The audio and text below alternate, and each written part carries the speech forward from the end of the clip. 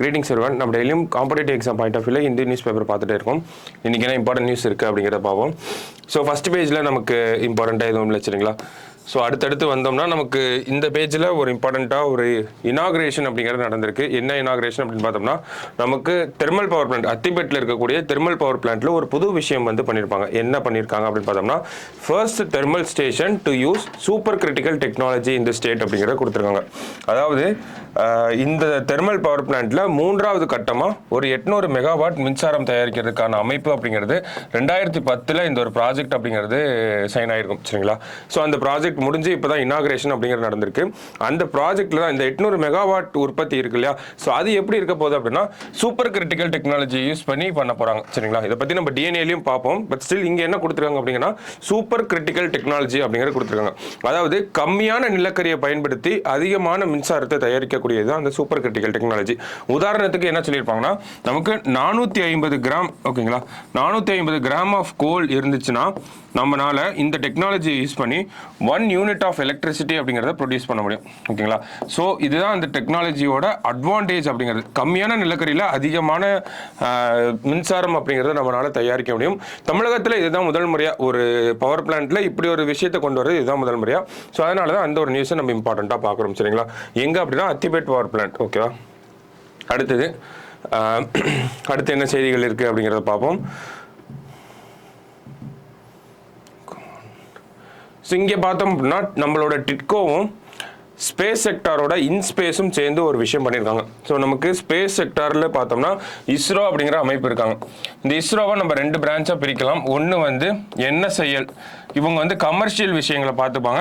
இன்ஸ்பேஸ் அப்படிங்கிறவங்க நம்ம நிறைய விஷயங்களை ப்ரொமோட் பண்ணி ஸ்பேஸ் ரிலேட்டடாக இருக்கக்கூடிய ஆக்டிவிட்டீஸை ப்ரொமோட் பண்ணுறதுக்காக இன்ஸ்பேஸ் அப்படிங்கிற ஒரு நிறுவனம் இருக்குது ஓகேங்களா.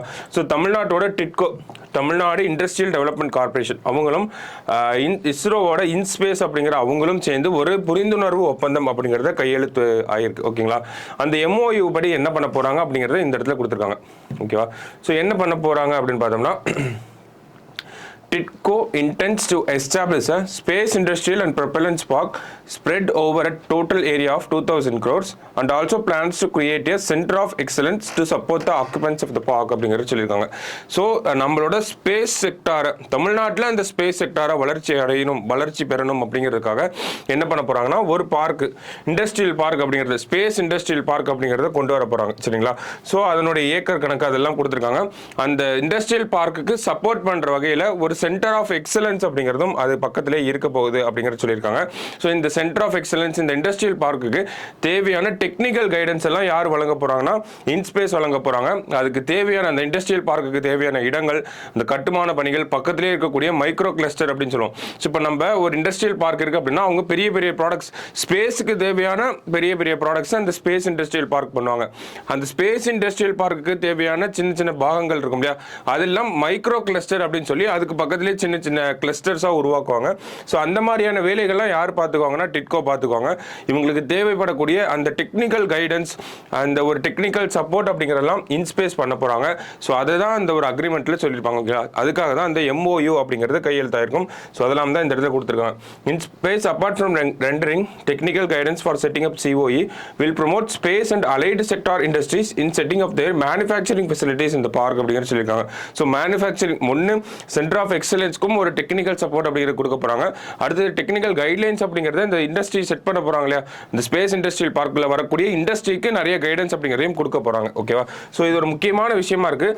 தமிழ்நாடு விண்வெளி துறை சார்ந்த விஷயங்களில் முன்னோடியாக இருக்கணும், இந்தியாவிலேயே முன்னோடியாக இருக்கணும், உலகத்திலே ஒரு முக்கியமான மையமாக இருக்கணும் அப்படிங்கிற நோக்கத்தோடு தான் இந்த ஒரு MOU அப்படிங்கிறது கையெழுத்தாயிருக்கு. ஸோ இதனுடைய டெவலப்மெண்ட் அப்படிங்கிறத நம்ம பார்க்கணும். நம்ம குலசேகரப்பட்டினத்தில் நமக்கான அந்த ராக்கெட் ஏவுதளம் வரப்போகுது. நமக்கு ஆல்ரெடி இஸ்ரோவில் மகேந்திரகிரியில் வந்து ராக்கெட்டோட அந்த ப்ரொபல்ஷன் சென்டர் அப்படிங்கிறது இருக்குது. 2nd and 4th stage of rocket எல்லாம் அங்கே தான் நம்ம ப்ரிப்பேர் பண்ணிட்டு இருக்கோம், மேனுஃபேக்சர் பண்ணிட்டு இருக்கோம். அதே மாதிரி இந்த பட்ஜெட்டில் 2024 பட்ஜெட்டில் கூட ஸ்பேஸ் இண்டஸ்ட்ரியல் பார்க் அப்படிங்கிறது அதை பற்றின அனௌன்ஸ்மெண்ட் தூத்துக்குடியில் வரும் அப்படிங்கிறதையும் சொல்லியிருக்காங்க. ஸோ அதெல்லாம் வச்சு பார்க்குறப்போ நம்ம கரெக்டான திசையில் தான் போயிட்டு இருக்கோம் இன் டர்ம்ஸ் ஆஃப் ஸ்பேஸ் இன் தமிழ்நாடு அப்படின்னு சொல்கிறப்போ சரியா. ஸோ இது ஒரு இம்பார்ட்டண்ட்டான நியூஸாக இருந்துச்சு. அடுத்தது பார்த்தோம்னா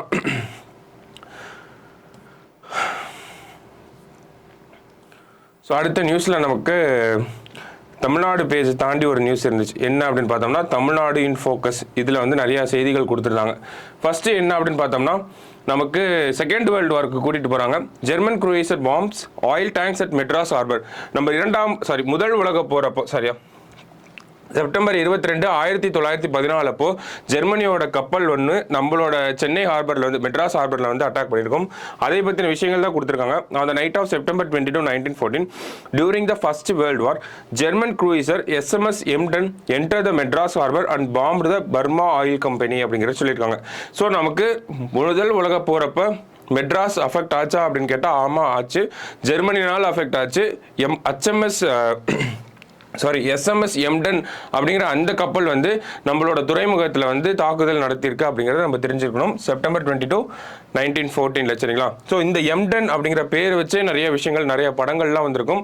அதுக்கான காரணம் இதுதான். இந்த எம்டன் அப்படிங்கிறது மக்களை அட்டாக் பண்ணுறதுக்காக வரல. ஓகேங்களா. அந்த கப்பலோட ஷிப்போட கேப்டன் சொன்னப்போ கூட என்ன சொல்லியிருப்பாருன்னா நாங்கள் பிரிட்டிஷை பயமுறுத்த தான் வந்தோம், அங்கே இருக்கக்கூடிய மக்களை பயமுறுத்த வரல அப்படின்னு சொல்லிட்டு அதனால தான் நாங்கள் துறைமுகம் மேலே அட்டாக் பண்ணோம். நினச்சிருந்தா நாங்கள் மக்களையே அட்டாக் பண்ணிருக்கலாம். பட் ஸ்டில் நாங்கள் பிரிட்டிஷை பயமுறுத்த வந்தனால தான் நாங்கள் இப்படி ஒரு விஷயத்தை பண்ணியிருக்கோம் அப்படின்னு சொல்லியிருப்பாங்க. ஸோ மக்களை பயப்பட வச்சாங்க அப்படிங்கிறனால தான் அதை எம்டன் அப்படிங்கிற ஒரு அந்த கலோக்கியல் டேர்ம் அப்படிங்கிறது வந்திருக்கும். அதை வச்சு தான் நிறைய படங்கள் நிறைய பேச்சு வழக்கில் கூட எல்லாம் நிறைய பேர் யூஸ் பண்ணுவாங்க. சரிங்களா. அடுத்தது பார்த்தோம்னா ஒன்லைனராக இருக்கிறதுல இந்த இடத்துல GI டேக் வச்சு கொடுத்துருக்காங்க. இந்த வாரம் நமக்கு நிறைய ப்ராடக்ட்ஸ்க்கு GI டேக் கொடுத்துருந்தோம் இல்லையா. ஸோ அதன் அடிப்படையில் கொடுத்து சொல்லியிருக்காங்க. Salem fabric was the first product from Tamil Nadu and 4th from India to receive GI take in 2005 அப்படிங்கிறத சொல்லியிருக்காங்க.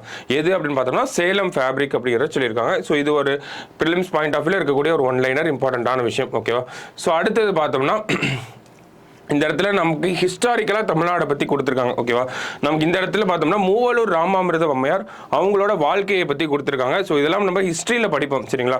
மூவலூர் ராமாமிர்தம் அம்மையார், இங்கே கொடுத்துருக்க தாயம்மாள் அவர்கள், இவங்களை பற்றிலாம் நம்ம ஹிஸ்ட்ரியிலே படிப்போம். இங்கே கூட பார்த்தோம்னா நமக்கு தில்லையடி வள்ளியம்மை அப்படிங்கிறவங்களை பற்றி கொடுத்துருக்காங்க. ஸோ இவங்களை பற்றி கூட நமக்கு தெரியாமல் இருக்கலாம். தில்லையடி வள்ளியம்மை அப்படின்னா நமக்கு வள்ளியம்மை அப்படிங்கிறவங்க 1898ஆம் ஆண்டு சவுத் ஆப்பிரிக்காவில் இருக்கக்கூடிய ஜோகன்னஸ்பர்க் அப்படிங்கிற நகரத்தில் பிறந்திருப்பாங்க. ஸோ அவங்க 16 வயசு இருக்க போதே சின்ன வயசுலேயே வந்து அதிகப்படியான அந்த போராட்டங்களுக்குள்ள வந்திருப்பாங்க.